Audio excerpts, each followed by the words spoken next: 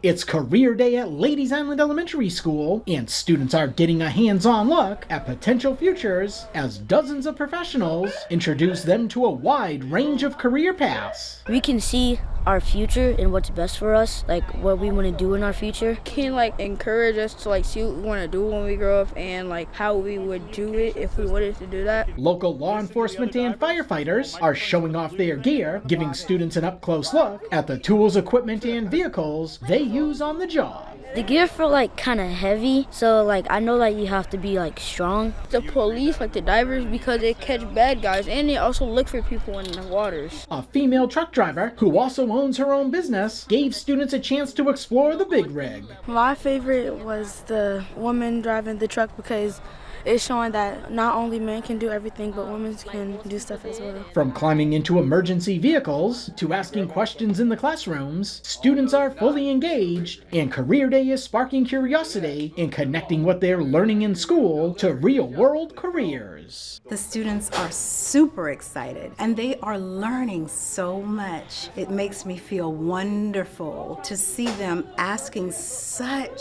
wonderful questions. They are asking questions like, how long have you been doing what you do? And what type of education do I have to do what you do? And what do you most enjoy about your job? So they are asking some really great questions. About 30 professionals presented their careers to the students. You like one of us now, man. At Ladies Island Elementary School, Long Lopes, Beaufort County School District.